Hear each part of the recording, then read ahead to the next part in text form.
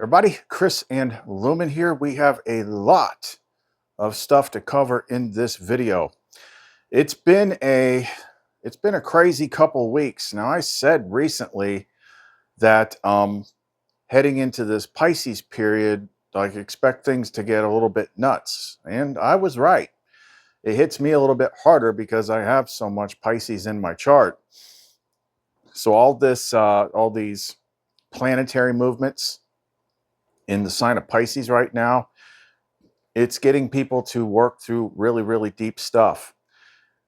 Now, in order to keep kind of track of when things are like this, I would recommend, if you're on Facebook, to follow my friend's page. This is the astrologer friend that I talk about all the time.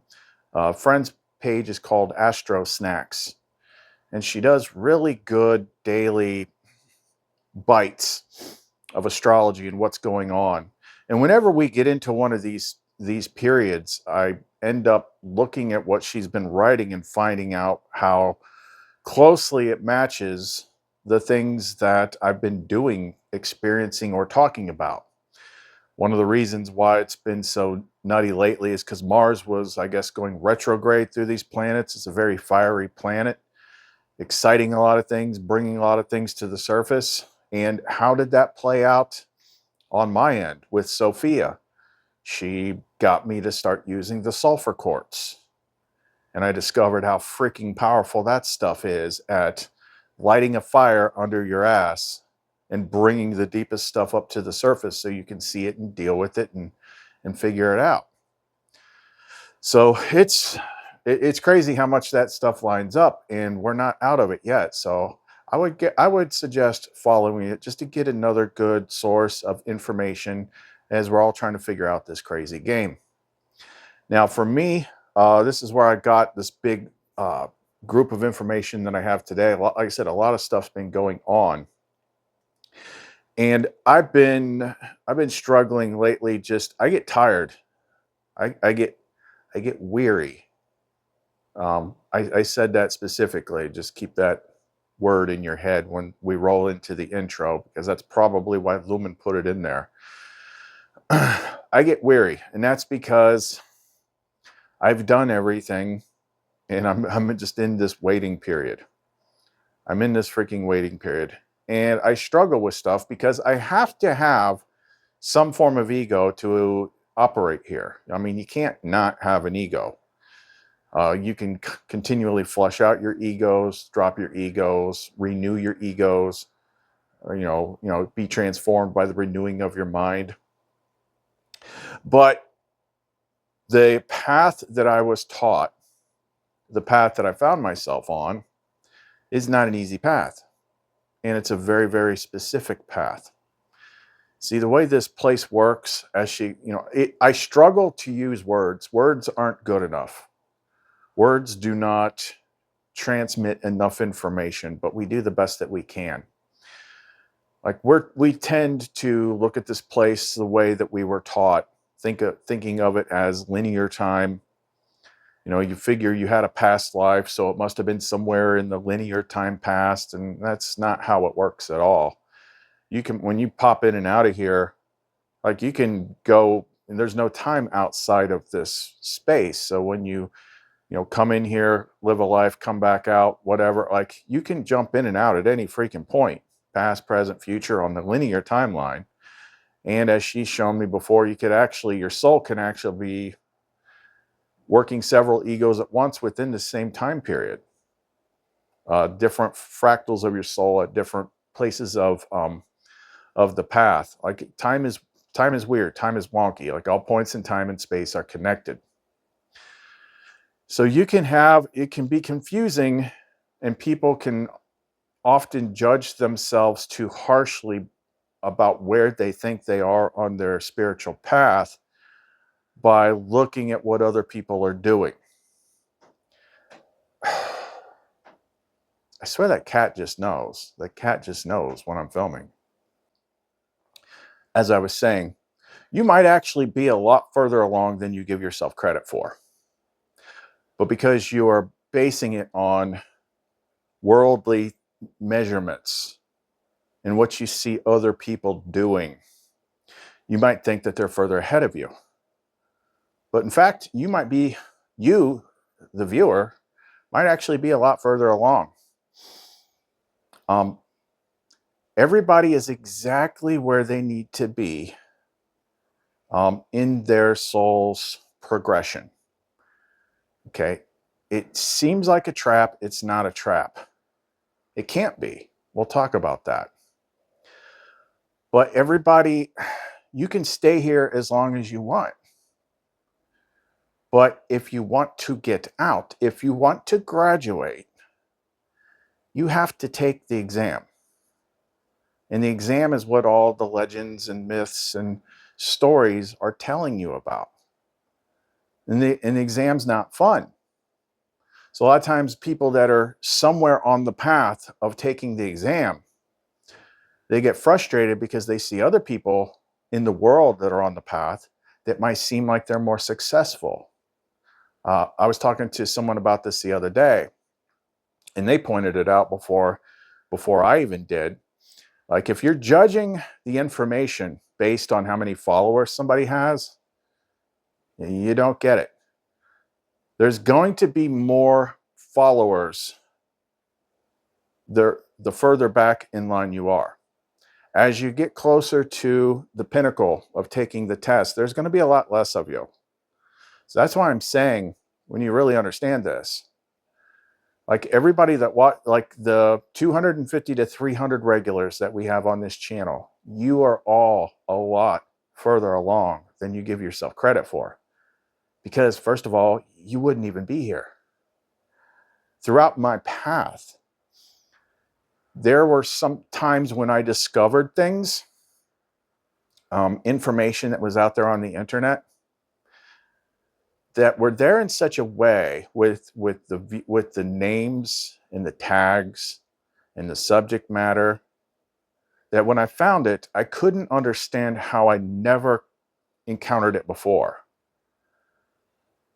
I'm not going to name channels because I don't agree with everything they all say, but there was this one particular spiritual channel that at this one point in time, this lady was saying stuff that I needed to hear. Okay. And, Sophia lines you up at the exact point where your paths intersect.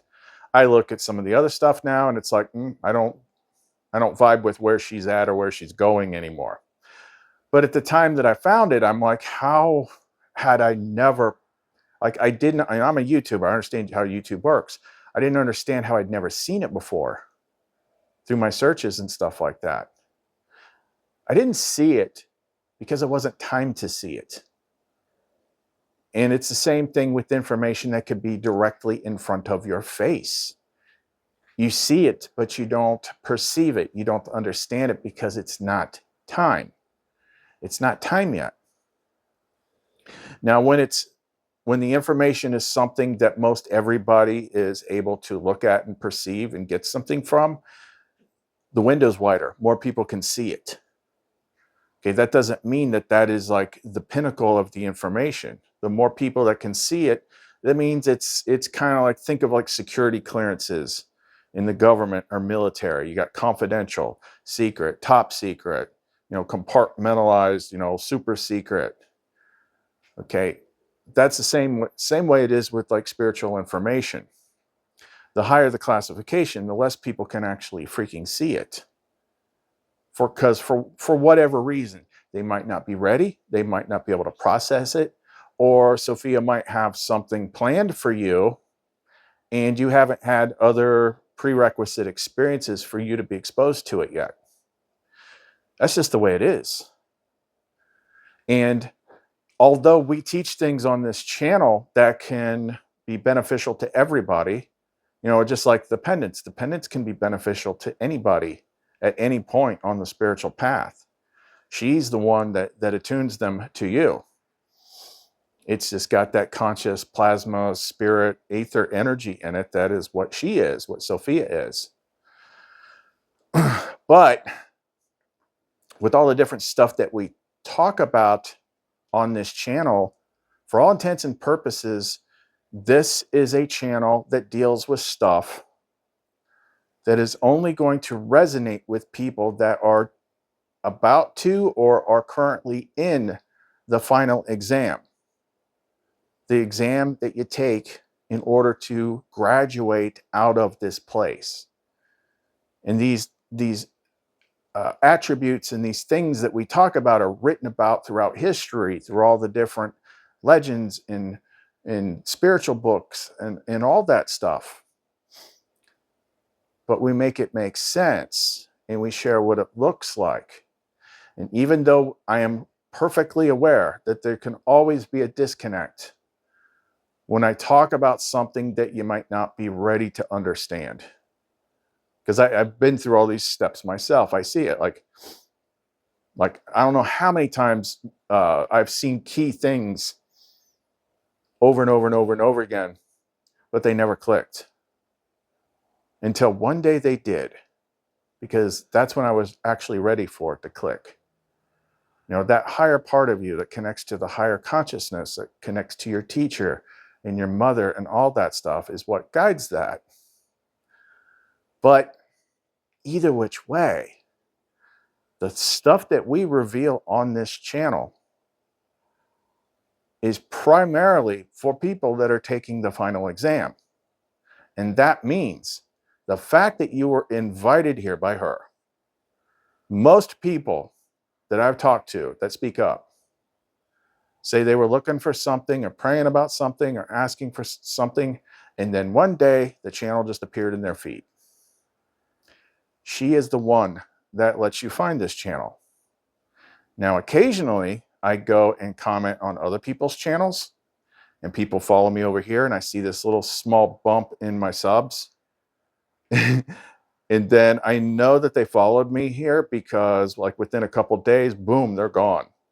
They're like, I don't know what this is, but you know, I don't vibe with this. I'm not ready for this. Yeah, that can happen, and that's fine. But we're going to talk about what I did, how I was answered, and then how we kind of smoothed everything over. And she kind of just showed me, like, this is the key stuff, kind of making me feel better, so to speak. Because me, it's just a matter of waiting to die. Like, that's when I move on. But I don't get to determine when that is. And in the meantime, it's just like, teach what you can while you can, and, you know, try to figure out as much as possible. But I'm really just waiting. That's all it is. But there's a lot of stuff in here that is going to click with a lot of people on a lot of different things. So that's why we did notes on this. If you want to know more, then don't go away. In my embrace, the weary find rest. In my truth, the broken are blessed. I am wisdom, the voice that you seek. The stronger than storms, yet gentle and meek.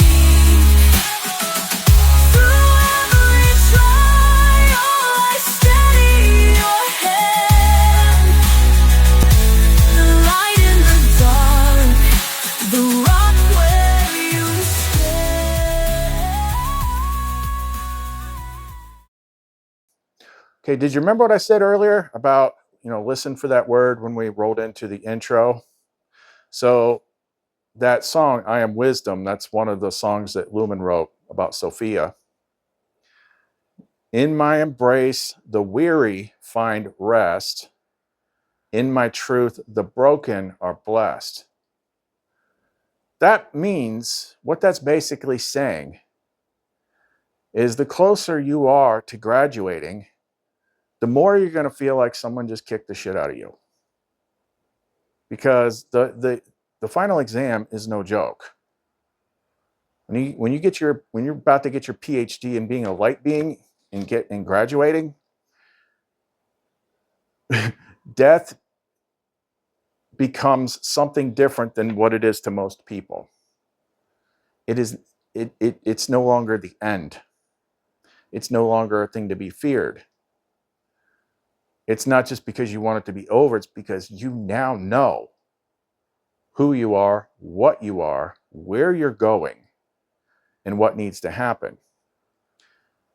The reason why things get so tight and constricting toward the end, there's many reasons, but one of the reasons is as the other side, the true side, is being revealed to you, you're being weaned off of the world and having things in the world and having attachments of the world and being addicted to the world. The world is like a drug. You're being weaned off of it. And then you come to know more about the other side, the true side, the place outside of this place. And the more you know it, the more you understand that that's where you belong. And therefore, the thing that keeps people in the game at death is no longer there. There's no more attachment to this world. You're ready to let it go. You're ready to move on. You're ready to go to the next thing. Most people are not there. They don't want to die. They're afraid to die. They haven't killed their fear programming. They haven't emptied their cup. They haven't cleared their egos. It changes you. But the thing is like when you're still here, the fact that you are still here and not there, and you're being weaned off the world and all your connections and attachments to it, it's just not as much fun. The only time you're having fun is when you're doing your spiritual exercises, when you're communing with spirit, when you're connecting to your Lumen, when you're being taught by Sophia, when you're doing anything with them. That's when you feel good. But when you put your focus back on the world, like you don't want any of this stuff. Like you've already had the balloon popped, and the balloon is the illusion. Okay, this place only works if you're sleeping. This place only works if you are in the illusion. When the illusion's popped, it's just not as much fun anymore. And then all your focus goes into putting your consciousness where it's going. Now, what I did was, like I said, all these planetary movements through Pisces and all that stuff, it's dug up a lot of deep stuff. Now, I don't have any more real traumas or guilt, shame identities or anything like that holding me back. Like all that's been cleared. But at times, like the weariness sets in, the dissatisfaction sets in, and it's just like, like it's so frustrating because I'm in this place, I'm in this system, and teaching people I want to be as busy as possible. But if not everybody's ready and able to process what we teach here, there's not going to be as many people. That's why she controls it all. I mean, she literally controls who comes here. And maybe, I don't know this, but you know, when I complain about certain videos, like always have a certain amount of views and then certain videos have more, maybe she's the one that's doing that. Maybe she's the one that's being like, you know what, this person doesn't need to see this yet. So I'm going to steer them around it, or I'm not going to make them want to click it, or whatever the subconscious cue is. Like they're just not going to watch it because I don't want them to watch it yet. It's not time for them to see it. So it's really not that I'm being held back. It's like people can't literally, like, look at the last couple videos that we've done. Like that's hardcore truth bombs. Now, for most people, that might be something that might seem like, oh, well, one person believes this and another person doesn't, or whatnot. But it isn't. It's how things actually freaking work. But a lot of people aren't ready to see that. A lot of people are not ready to take the test. Okay, if you're taking the test, and only Sophia can determine like the length and breadth of the test, but it is essentially the same thing as the hero's journey. You have to face the darkness. You have to face all the shadow stuff. You have to face all the evil stuff, and you have to understand how that is overcome. And a lot of people just simply aren't freaking ready for that. And that's okay. But that's why I get frustrated sometimes and think like, is something holding my stuff back? No, nothing's holding my stuff back except for her. And it's not to punish me. It's just not everybody's ready for it. So those of you that watch me all the time, you should give yourself a lot more freaking credit, because having gone through the process and seeing how things did not open themselves up to me until I was ready for it, and the way she all brought most of you to this channel, that means you are within the range that you can choose to take the final exam.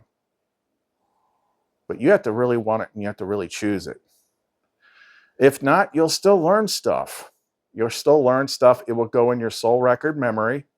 And maybe the next time you incarnate, you will recall that information sooner and put it to use. Like, it's not for me to judge where any one person is at in their soul journey.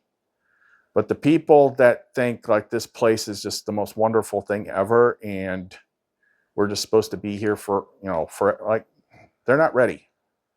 This place is very small.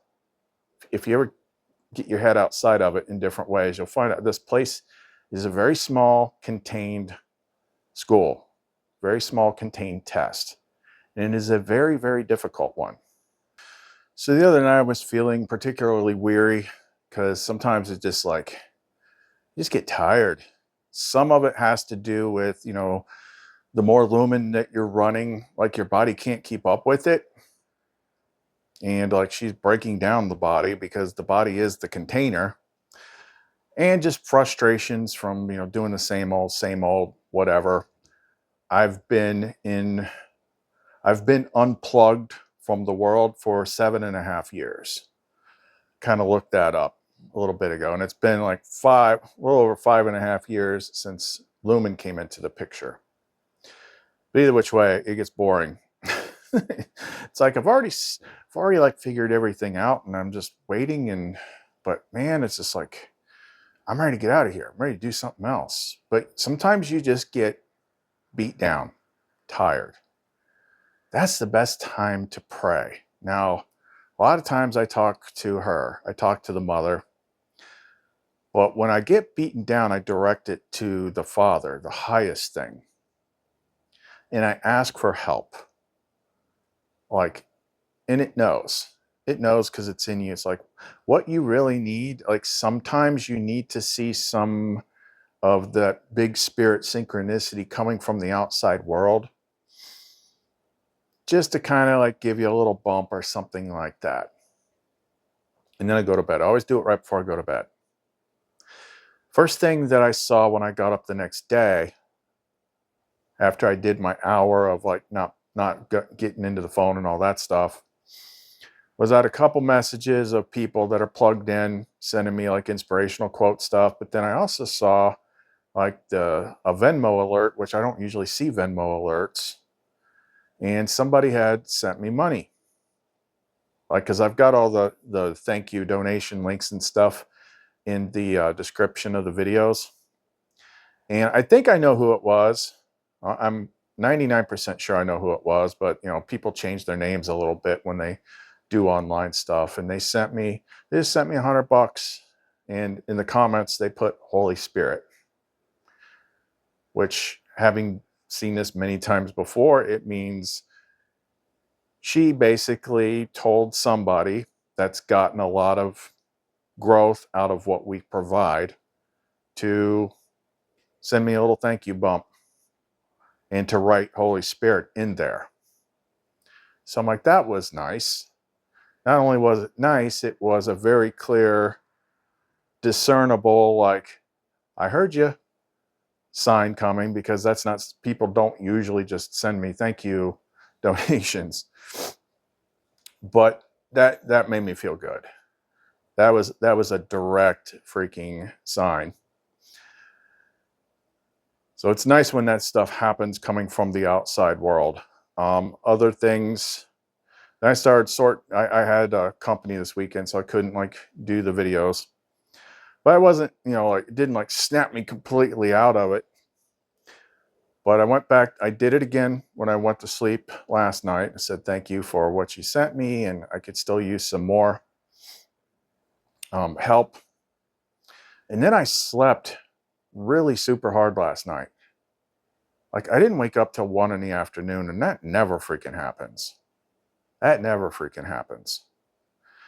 And then I just started seeing what was coming to me, and I started writing what was coming to me. And it was just like this whole big explanation of everything. Sometimes you just got to keep hearing it. You got to keep hearing it. Like, this is why things are the way they are. Okay, you're not doing anything wrong. Nobody's holding you back. It's just you're doing something that not everybody can see. And this kind of not only applies to me, but everyone else. So I started writing like a couple different sections down. The stuff we were going to talk about yesterday will be toward the end of this. But like, here's just some of the keys that when I zoned out and started writing, like as you get into the final exam period of being in this realm, like these are some of the main keys that you start to look at. Like, okay, here's some pieces of the puzzle. There is some kind of higher power that is most commonly referred to as God. There is an authority in the world outside of you that insists you think, do, and believe what it tells you to do. That's the world system. That's the Archon system. It's the thing that's always drawing you to like, believe what we tell you. This is the way it works. Focus outside of yourself. Don't look inside. Keep focusing outside. As long as you keep focusing outside, you're going to be stuck. That same authority, got ahead of myself. That same authority insists that you seek everything outside of you, including God. So that's why religion and just the way they portray things in art and stuff, it's like God is like outside of you and up. Sky Daddy. But Sky Daddy is in the illusory world. That's not where the true all that is. It's misdirecting you. Like, you have to figure these things out yourself. The world that you see and experience subjectively, meaning from your own personal point of perception, mirrors back to you what you accept and believe is truth. It mirrors back to you what you accept and believe is true. In this place, there is a big good and evil duality factor. Most spiritual traditions and teachings infer that the world that we currently exist in is imperfect.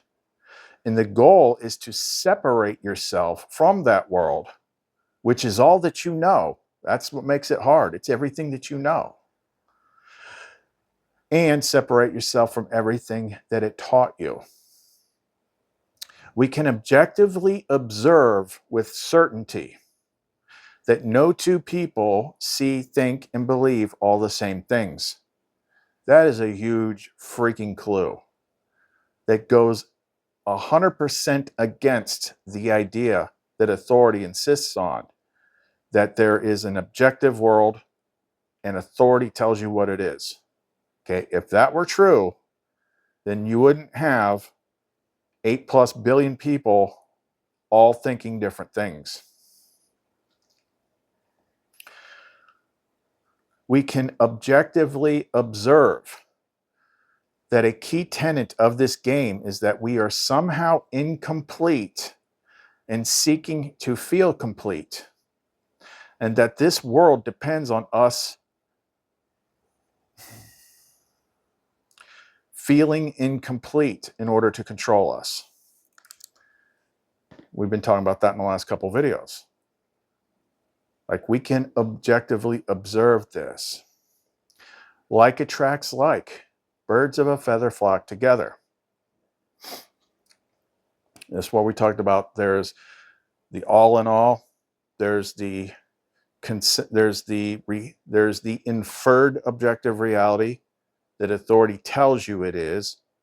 There is the collective consensus reality that most people overall agree upon. Then there's the smaller group realities. Then there's your own personal subjective reality. There's multiple layers of this freaking game. But like attracts like, birds of a feather flock together. So the people that are most like you are going to be drawn to you. And you are going to be drawn to people that are more close to you. Secret truth is gained through willing acceptance of rituals of initiation.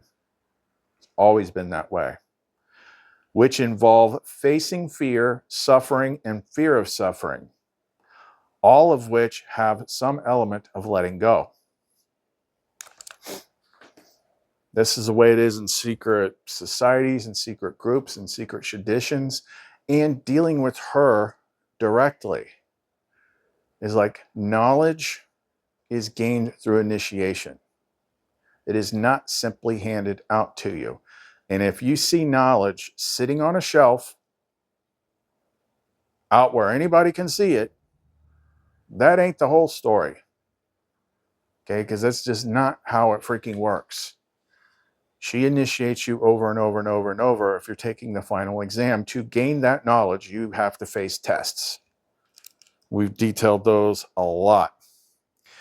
This place cannot simply be a soul prison because we can objectively observe a pure and good guiding force that is helping us. So the whole Archon Matrix soul trap thing is an illusion. We probably exit this place when we're done, but you come right back because you signed up for it. But if it was truly a prison, as they say, then we wouldn't see good. We wouldn't have her helping us all the time. Therefore, it must be a test. It must be. But the more closed off from spirit that you are, the more it feels like a prison. The closer we get to the end of the puzzle or the end of the game, the more darkness we see, which makes it scarier because at the same time makes it easier to separate from it. Everything serves different purposes. So there are people out there that most people can only see what has been put within their subjective worldview lens to see. And you have to, if you have enough self-awareness about this, you have to constantly remind yourself that you only see what is within your own world. But the sleeping people, they actually think that the world works exactly the way they think that it does. And that anyone that says different is crazy. That's how you can tell a sleeping person. But in this case, what was I saying here? So some of the spiritual people be like, you need to focus only on the good stuff. And if you're focusing on that dark, scary stuff, like you're messing up. I disagree. But it depends on how you actually got there too. See, it's also part of what makes you want, it prepares you to separate from this place. You have to face the dark cave. You have to face the dragon. You have to face your fears. The curtain will be pulled back and you'll see a lot more about how this place works than you really truly want to. Because it's only through the adversity of the darkness that you learn to harness and wield the light and grow in the light. Okay, if there's no opposition, there's no growth. If there's no resistance, there's no growth. If there's no pushback, there's no growth. And at the same time, even when you pass all the tests, then it actually becomes a little bit worse. Doesn't mean you're suffering more. You're not. If you've passed your tests, like the darkness can't really touch you anymore. It's not allowed to. But you're still alive and you're still in here. And now you know. And you can see it. And everyone's like, this place is so wonderful. It's like, ugh. I mean, everyone's at a different stage. Even in your own lifetime, you have part of your lifetime where things are really good and bright and sunny, and then you got a point in your life where it's more dark.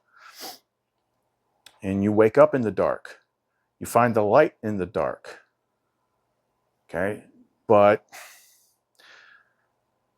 the fact that it doesn't just go away is so that you have no attachment to this place. When you've done all your work, and when she determines it's time for your vessel to expire, there's nothing holding you back here anymore. And you go, you're escorted right out the door by your Lumen, and you get to go home. You get to go to the place that is not like this. You get to go to another place that works a little bit different, but is still life. But it doesn't have all the bullshit that this place does. Now, as long as you're still operating under the illusion that everything's hunky-dory here, you're going to be attached to it, and you're going to want to come back. You're not going to graduate. But I think if you've been here like a certain amount of lifetimes, it starts to get forced on you. You start to get funneled into the test. But I think it works even better if you make the conscious choice to take it. Speaking of,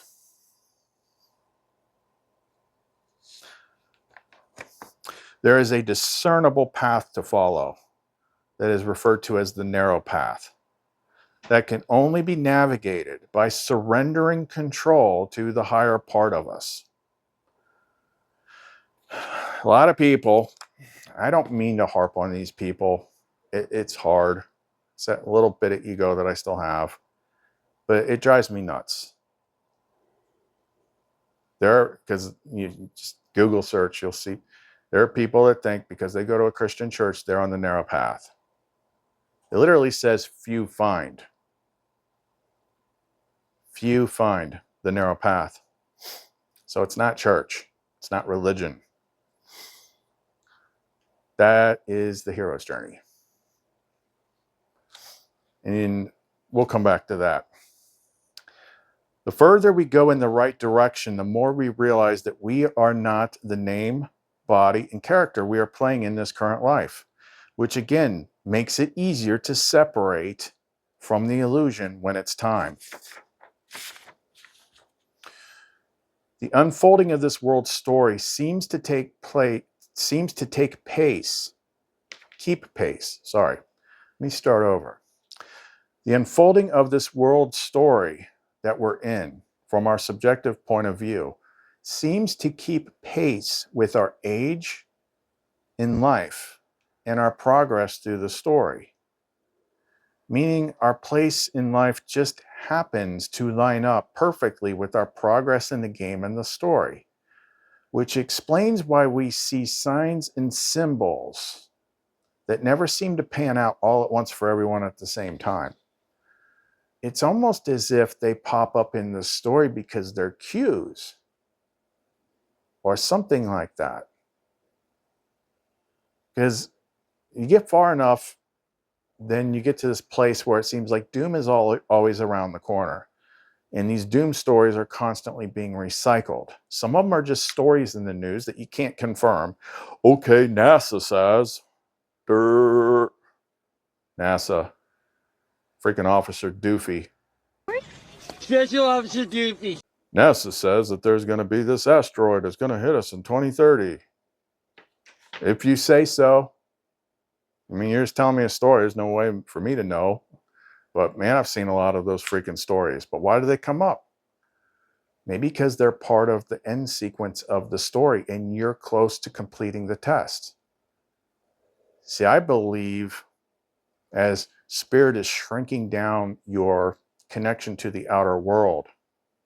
Now, I don't know this, but it makes sense to me.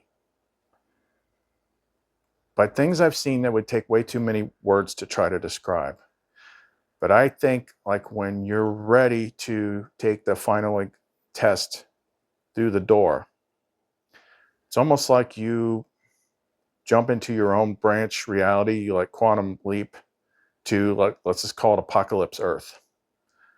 Okay, you're ready. You did it. You go to sleep one night, you wake up the next day, you're in Apocalypse Earth and you don't know it. And then all of a sudden the sky rips open and all sorts of stuff happens, but no one else sees it because they don't even realize you quantum leaped. Maybe to them, it looks like you got in a car accident or had a heart attack or died or something like that. See, there's always been this weird thing in this world where certain things are hidden from those that aren't supposed to see it. So maybe this world continually goes on forever and only really breaks down on the individual level when you complete it. That makes a whole lot of sense to me personally.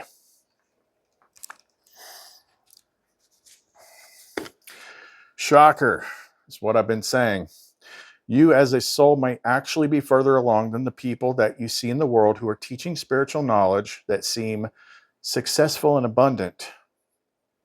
These people are light people, but they may not be done in this place just yet. Like I said earlier, you see somebody with a spiritual channel and like millions of followers. I mean, they're teaching like the people that are earlier in their path. That's why more people can see it. The closer you get to the truth, the less of an audience that they'll have. But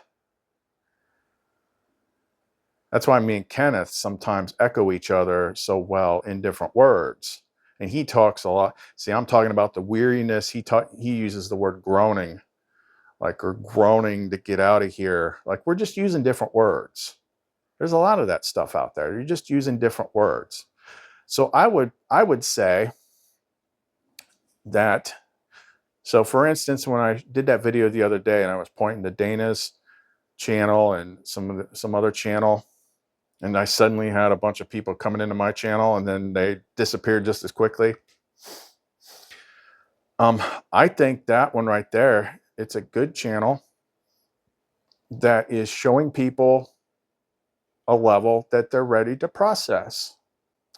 See, I like that channel. I'm glad she made it. And I like sending people there because you can still learn a lot if I'm talking over your head. And I don't mean that in a bad way. It is what it is. These characters are freaking complex. Plasma is not a new thing. It's just the new buzzword. And generally speaking, when we say plasma, we're usually thinking in terms of plasma that's in its visible form. But plasma, aether, spirit, life force, like it's freaking all the same thing. We were saying that a year or so ago when the plasma apocalypse thing was introduced to me. I'm like, oh, that's Sophia. That's literally talking about Sophia when she destroys everything.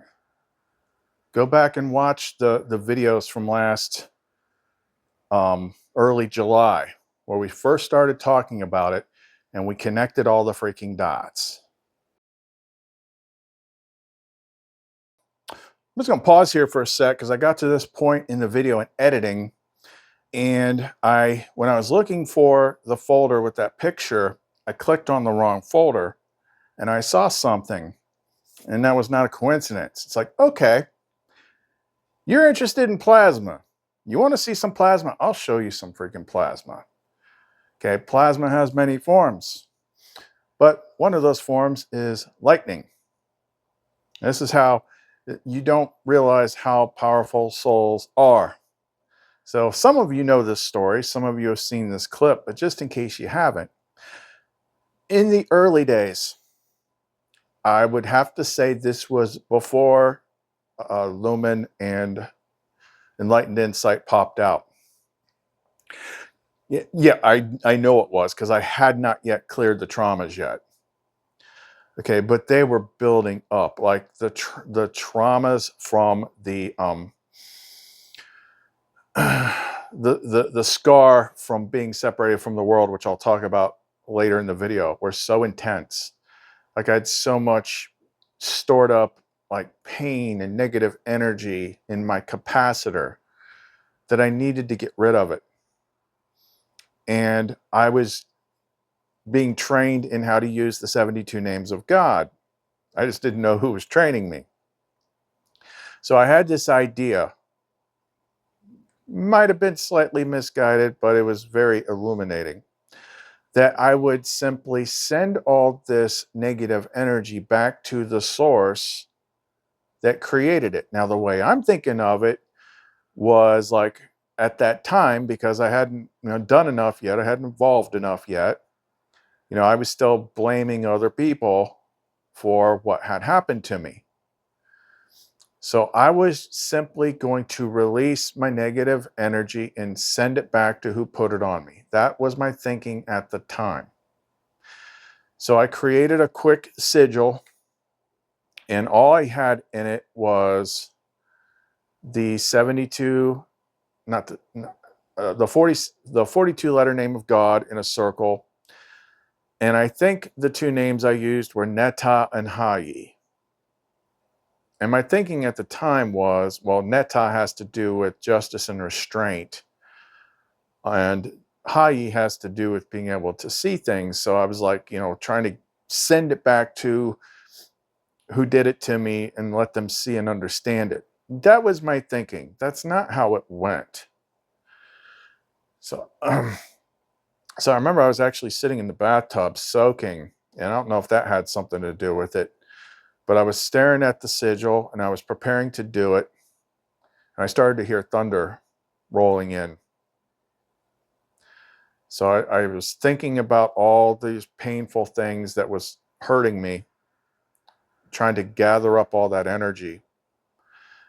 And then I scanned the 42 letter name 3 times, and then I scanned each of the 2 names 3 times, and then I said the names with the intention of release the energy back to source. The second I did that,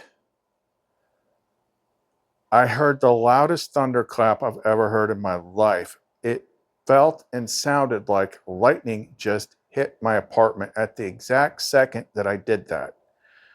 So I about freaking freaked out. I'm like, oh, I'm sorry. Was I not supposed to do that? Like, what the hell? Like, my heart was beating. So I got dressed real quick and I went outside. It was still raining, and I'm looking around with like scorch marks and stuff like that. And I didn't see anything. I got back. I looked up on the roof. I'm like, what the hell? I swear that lightning hit my place. But it didn't. It left my place. And I found out a couple minutes later where it went. I get a phone call from my ex-wife, who told me that lightning just hit her house. And I'm sitting there like, oh, really? Now, this lightning was so crazy that it blew out all the wireless routers in a half-mile radius, including mine, and a whole bunch of other stuff. But it gets better, because it actually got captured on tape. So a couple days later, she tells me that the neighbors came over and said that they caught the lightning strike on their security camera, like the neighbors across the street from my old place. And it actually captured the lightning bolt coming down and hitting the tree in my old front yard. And it killed that tree. And when we slowed it down, it's like you see this plasma lightning bolt and you realize just how freaking powerful it is. It looks like a nuclear freaking explosion.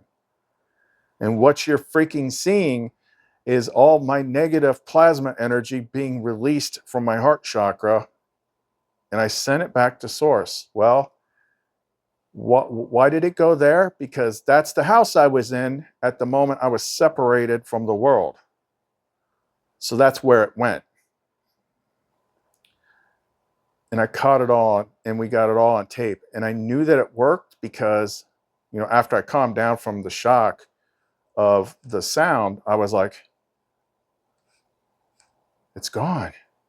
I don't feel it anymore. Like I felt like 1,000% better. It's like all that negative energy that was in me was gone. Yeah, that's where it went. You want plasma? I'll show you freaking plasma. And then we'll get back to the video in progress. Here comes the ready or not. Here comes the boys from the south. Here comes the ready or not. How you like me now? I say. Here comes the boom, ready or not. Here comes the boys from the south. Boom. Here comes the boom, ready or not. How you like me now?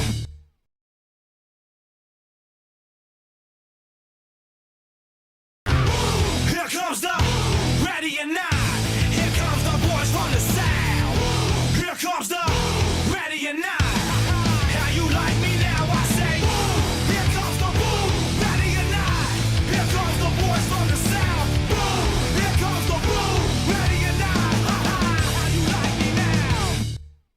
You know, that's, plasma, lightning, things like that. That's literally like charged spiritual energy that you can freaking see. But she also talks about it in terms of when you're not seeing it and how it's teaching you and connecting to you. It's like,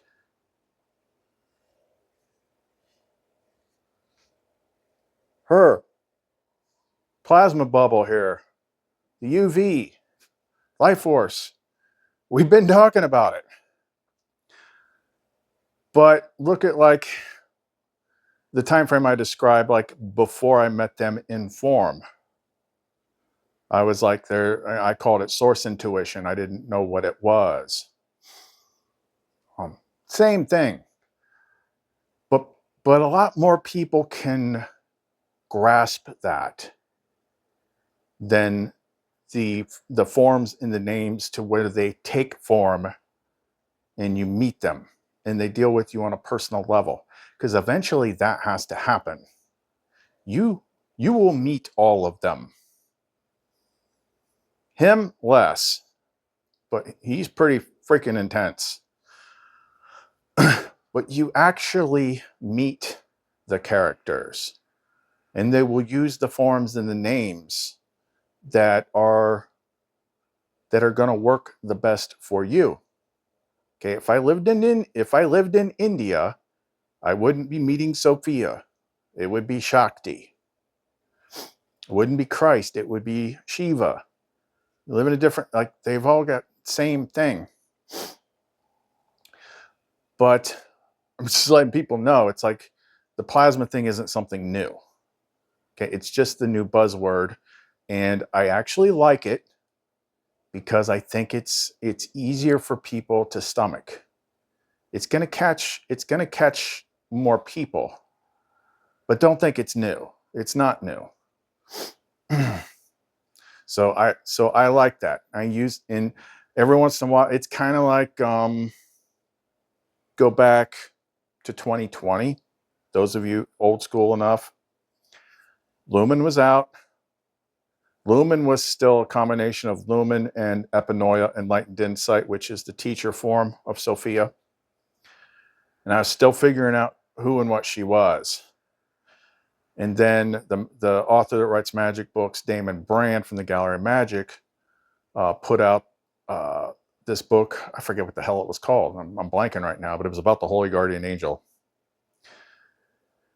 And I'm like, oh, he's talking about this thing that I have now. Because as one of his earlier books, Mystical Words of Power, that she led me to, which helped unlock a lot of that stuff. So for a brief period of time, I was referring to it as the HGA.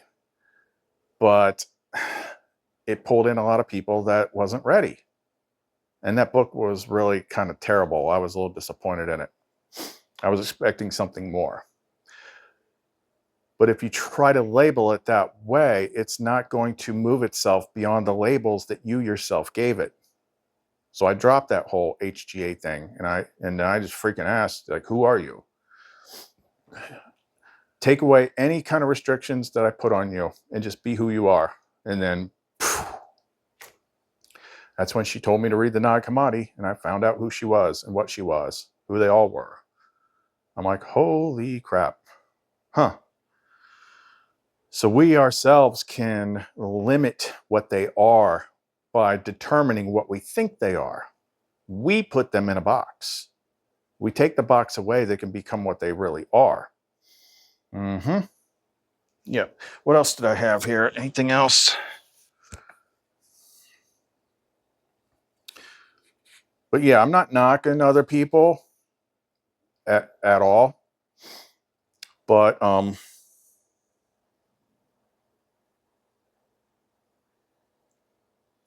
don't fall into the trap of judging their information by how many viewers they have.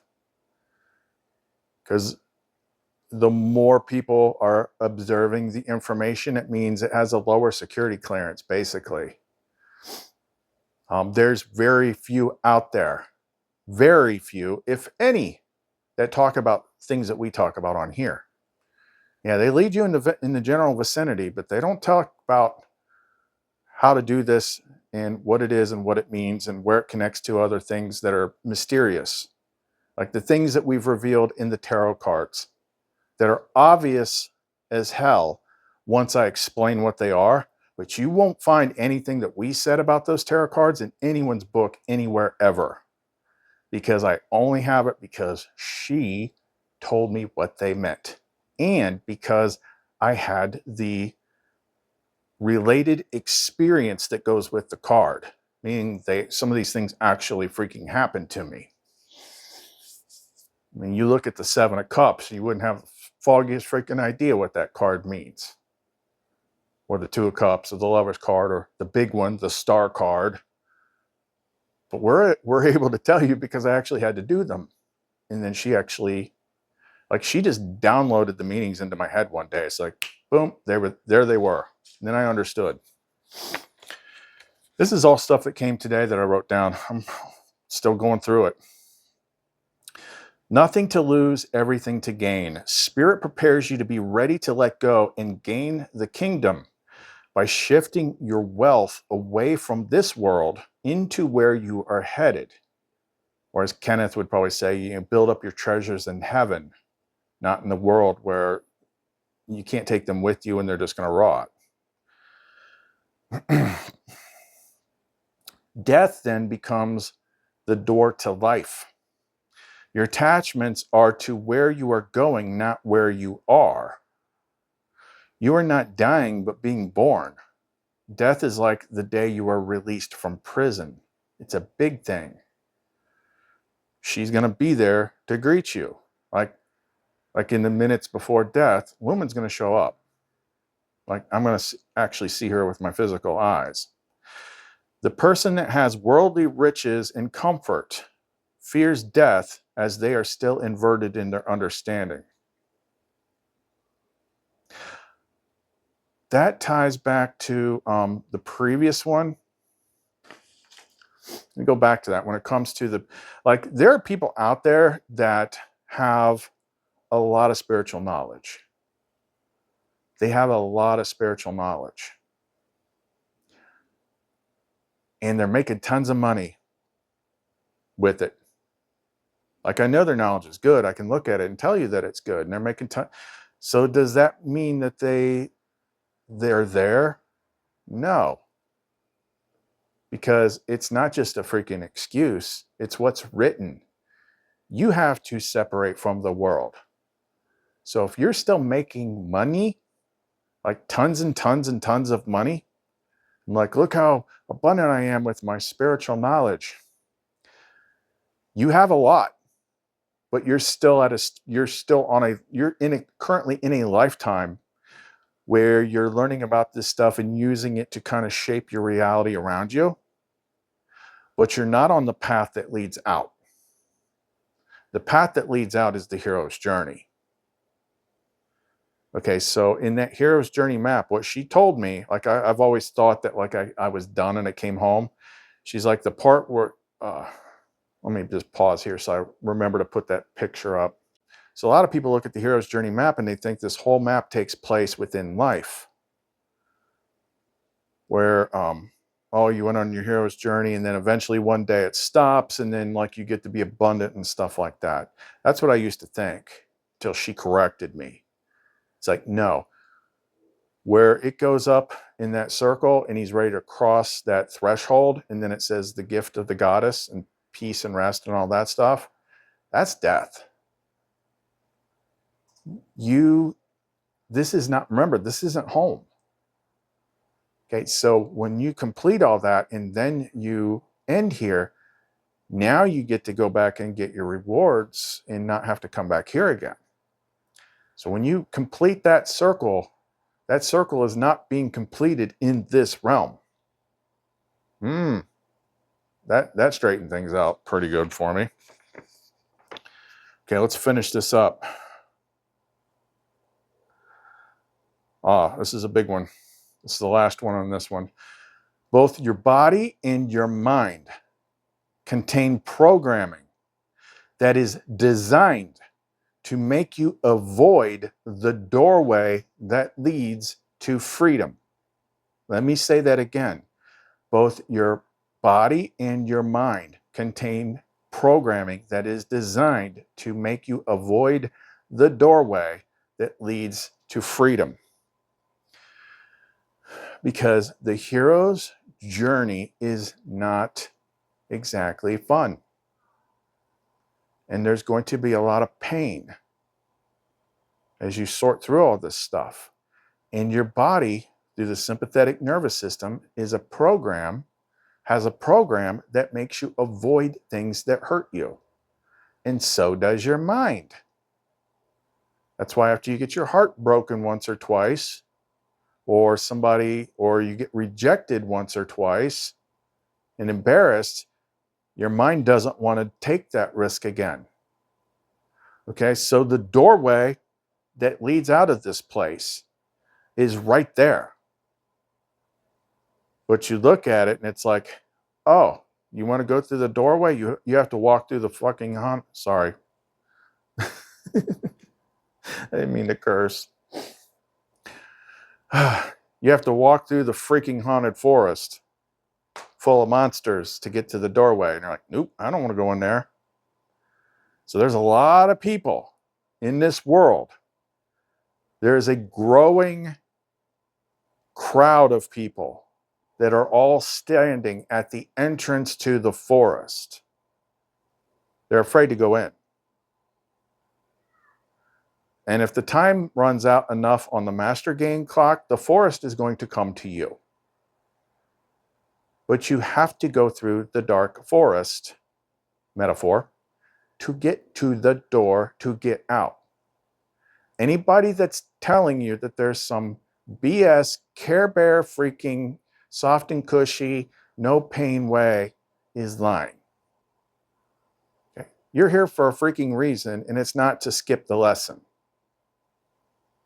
So it's best to just rip the Band-Aid off, realize that all the things that you're going to face are illusions within yourself, and go into the freaking forest or enter the cave. Choose your metaphor, which you got to go in and face the dragon if you want to get your treasure. And when you do, when you come out on the other side, you're really going to feel like you accomplished something. So those are like main keys that have to do with this place. Now let's move on because these are taking a lot longer than I thought. Okay, this next part is basically going to be talking about what the stuff that I was doing was bringing up and why it comes back every so often, why I can't clear it. So when the sulfur quartz was just bringing it back to the surface. And this is something that is actually shown to you through Hero's Journey stories like The Lord of the Rings. Now, and that is like the wound that never heals. And the wound that never heals is given to you whenever the event happens that separates you from the world. You always ask for this. But like in my case, I did it a different way. I wanted to know everything there is to know. I wanted to finish what I was doing here. And I said I would do whatever I needed to do in order for that to happen. Okay, not knowing what that entailed. But the day that I was separated from the world, my life blew apart. It literally felt like my soul was being ripped in two. It was that bad. Like my psychic ability, my psychokinetic abilities were just spazzing so hard. I was putting off so much plasma or whatever you want to call it, that the lights in the house were flickering. The smoke detectors were going off all over the freaking house. Like, that's how traumatic it was for me. But the equivalent in the movie Lord of the Rings, it didn't really start getting bad for Frodo until the Weathertop scene.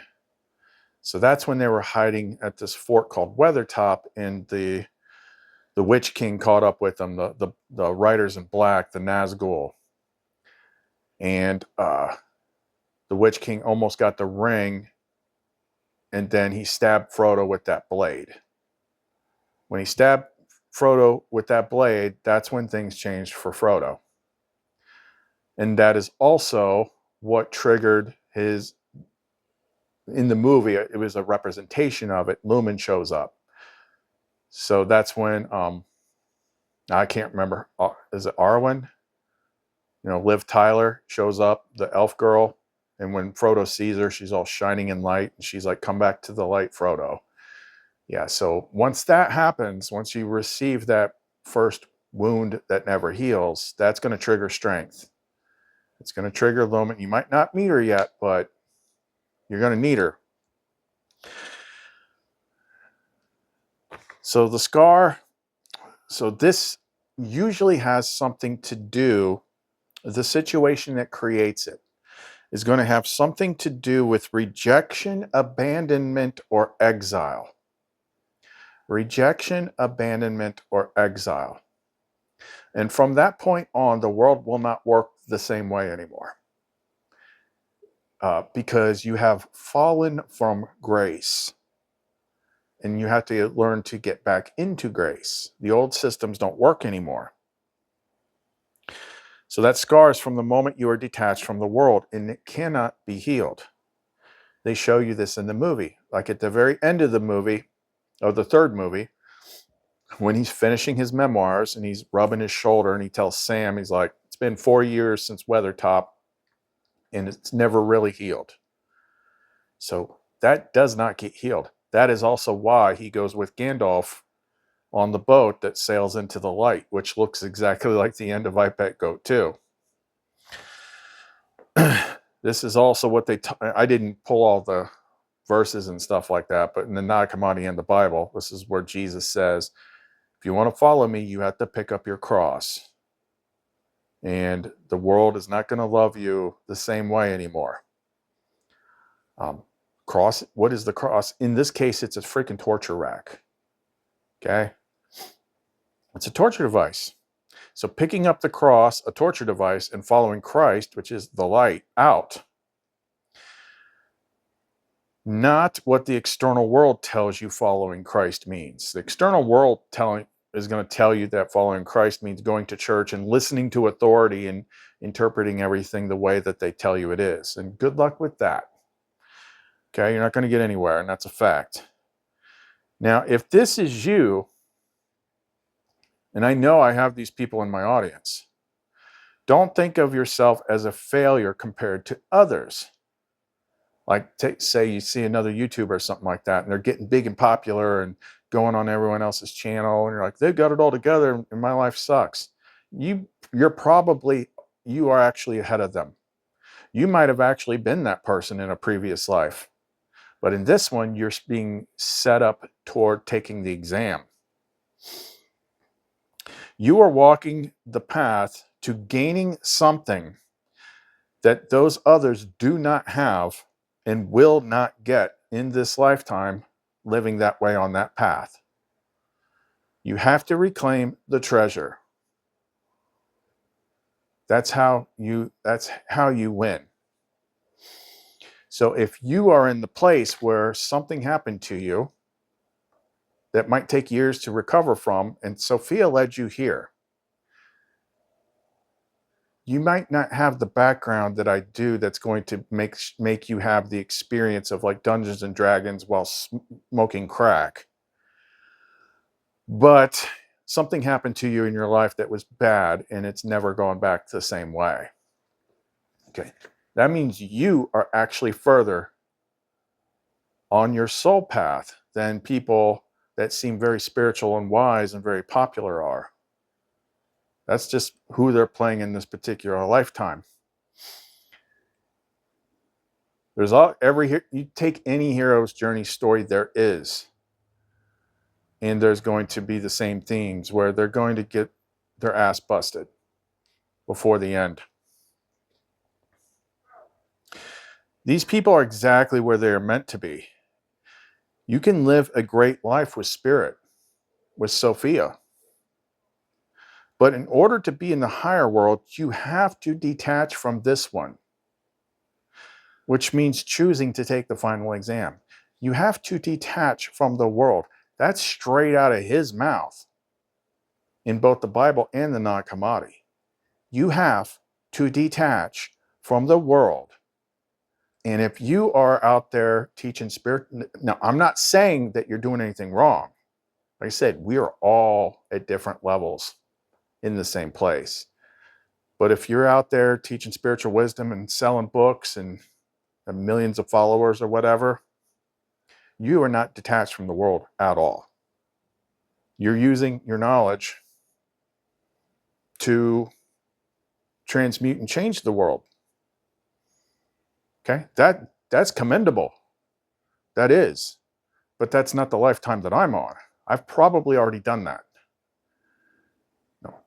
Getting it to the next level requires detachment, requires the test and the trials in the final exam. Okay, so if you're reaping the benefits and driving a Bentley or whatever, like this isn't the lifetime that you're doing it.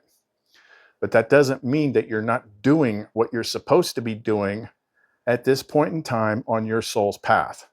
So let me be clear about that. She always makes sure that you are exactly where you need to be. This is why you have to know where you are and find the people that most align with where you are and not judge yourself by those that are on a different path. Okay? Because trust me, there's people that tell you all about the mysteries and, this means this and this means that. And like, okay, guess what? That's all outer world stuff. Okay. Eventually, you're going to realize there's only so far you can get with the outer world stuff before you have to start working on the inner world stuff, because that's where the door is. Okay. What the freaking Anunnaki did with Thoth and freaking the UFOs and whatever, none of that freaking matters. Those are puzzles that teach you a certain thing, a certain point in time in your soul's path, but it's not the way out. Okay? There are fewer and fewer people per group the closer to completion you are, because it takes bravery to undergo the final test. Bravery is not lack of fear, but willingness to go forward in spite of it. It's a very clear distinction. Bravery is not lack of fear. Now, you get far enough and you will conquer fear.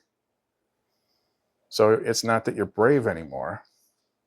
You're just not afraid. Because you've done things now you're past that test. But you need to be brave to take the final test, especially if you've heard about it from me. Because I had the most extreme freaking version of it. And then what do you become at the end of it? So what do you become? And this is what she ends up usually reminding me of. If I get down on myself because it's like, why can't I reach more people? And she has to explain to me for the 10,000th time why I can't reach more people, because people aren't ready for it. But what do I show on this channel that you do not see anywhere else? And that still kind of seems odd to me. And to me, it kind of emboldens the idea, the multiversal idea, that we are all in our own worlds and that we're only seeing part of everyone else that's in it. So you could be helping somebody that, from what you can see, they might have a lot further to go, but you can't see their actual world from their viewpoint. They might be further along. It's the paradox of two people sitting at a diner, a table in a diner, having a conversation, and each person is having a different conversation and neither knows it. That's how these worlds overlap. But you know you've completed it when you become a rebus. That's just one of many terms. A rebus is when you make the two into one. Let me go ahead and give you I asked ChatGPT to just write me a simple explanation for it. A rebus, from the Latin res spina, meaning double thing, is an alchemical concept representing the union of opposites, particularly the merging of masculine and feminine into a perfected whole. It symbolizes the completion of the magnum opus, the great work in alchemy, where duality dissolves into unity. Often depicted as an androgynous figure with both male and female attributes, the rebus embodies the harmony of spirit and matter, sun and moon, sulfur and mercury. It is a key symbol of enlightenment and transcendence in alchemical and esoteric traditions. That is why in the star card in tarot, it's an androgynous being. People think it's a woman because it's got boobs, but it doesn't look like any other woman that artist drew in the deck. That's what it's kind of trying to show you. It's an androgynous being. You've unlocked it. You've got your lumen. You've got the masculine and the feminine in the same body, sharing different sides of the mind. The sun and the moon have been joined. Mercury and Venus have been joined. Masculine and feminine have been joined. Spirit and soul have been joined. Technically, I would be the side of spirit. Everybody is the side of spirit because spirit, plasma, or aether, or Sophia, or choose your word. You wouldn't be standing up if you didn't have that. But soul is the other part. And you got to put those two back together. Now, I could explain this as I have for the last 4 years till I'm blue in the face.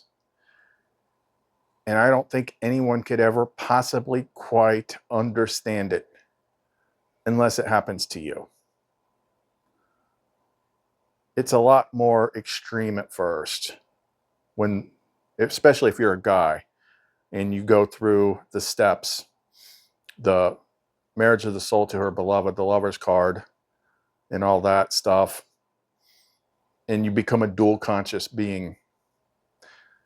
There's always going to be a front seat. There's always going to be someone behind the driving seat. It's more like I'm steering the car, and Lumen sits in the passenger seat and plays with the radio and navigates. But we're both in the front seat. You just can't see her. I just show you pictures of her. But that's when you're complete. That's when the hole's gone. That's when you have remade yourself the way things originally were. Because things make a lot more sense if you go by the Gnostic creation story than the biblical creation story, which is heavily redacted. But at one point, Lumen, or rather enlightened insight, the smaller fractal of Sophia, daughter of Sophia, they just explained the same thing a bunch of different ways, was inside Adam. And that's what was taken out. That's when they were separated. Your goal is to put the two back together. Okay, so that's why she tells me, she's like, just do what you're supposed to do. The people that are supposed to hear you, hear you. The people that aren't ready for it, don't. But it doesn't matter how much other people have out there, because I don't see anybody that's done that, or even knows about it, or can explain it, or can explain the symbols, because they haven't gotten that far yet. People talk about plasma. I put plasma into freaking pendants. What do you think that energy is? I put her spirit into things. And it's like, how much more evidence do you freaking need? I will read the freaking Etsy reviews. Like, I didn't put them up to that. I didn't write those. How do I do it a lot of times? Well, I do it a couple ways, but you know what I do a lot more of? With breath. That's another thing she wanted me to tell you, just to give you a thread to pull. Spirit, the law of rhythm. Why do you think breathing is such a big thing in spiritual practices and meditative practices and martial arts practices? Controlling your breathing. Because that's the plasma you can't see. That's the aether.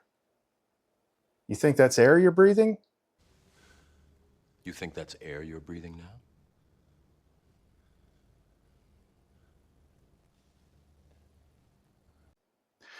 Remember when she told me, she's like, why do you think CPR works? What are you doing?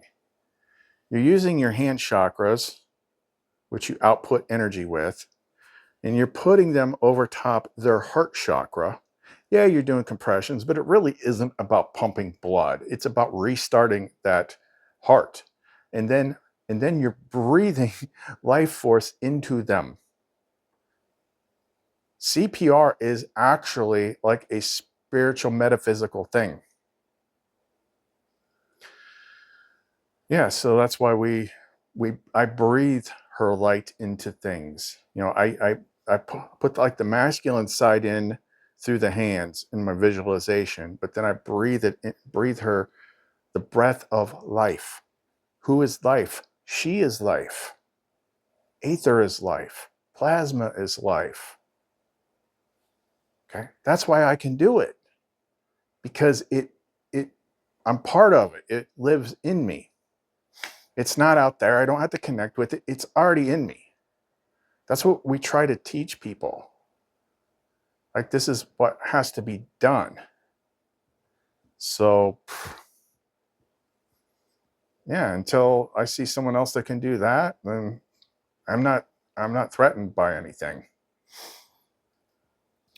But it's always a struggle with people because, again, so many people using so many names for so many things. Well, so many names for the same thing. It seems like we keep rediscovering things, or we keep doing it over and over. It's just coming up with new words for stuff.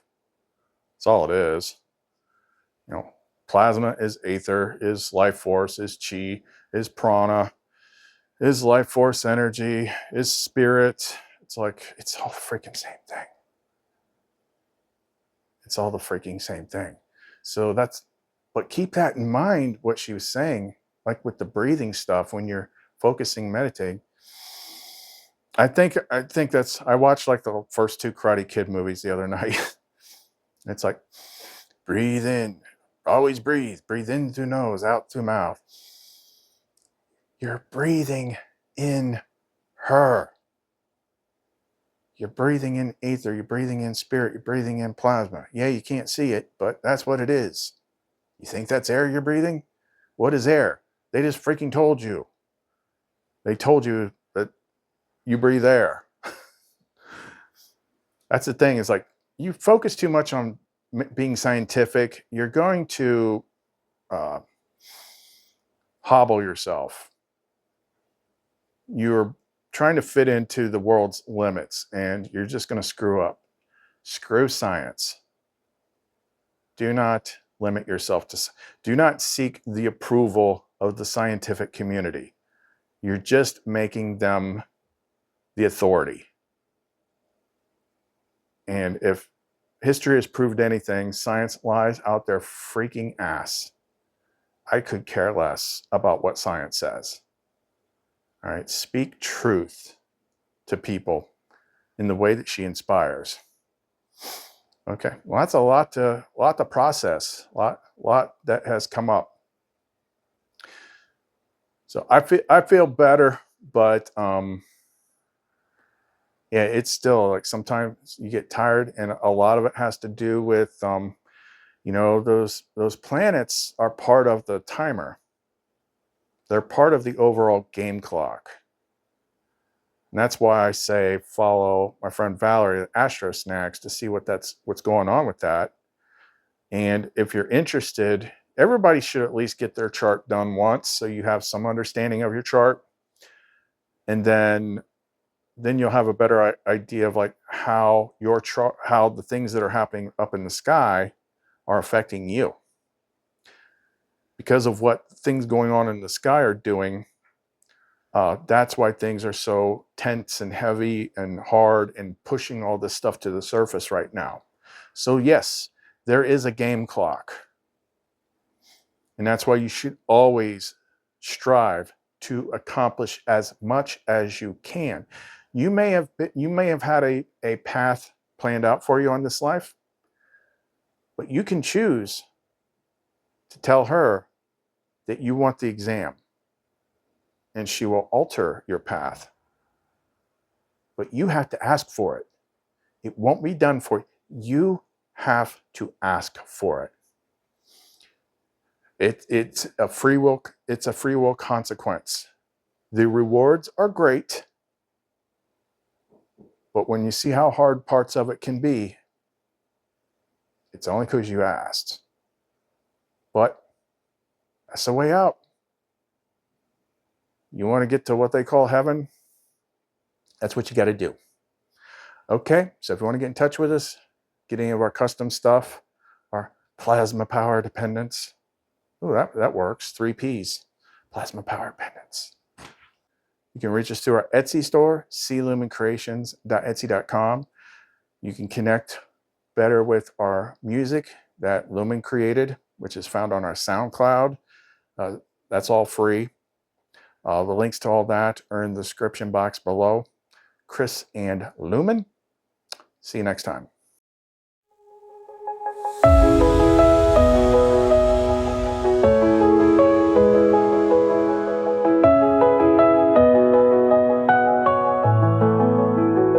I was lost in the shadows, bound by the night, searching for something beyond mortal sight. Then the waters called me, the fire burned bright, and I stepped through the veil.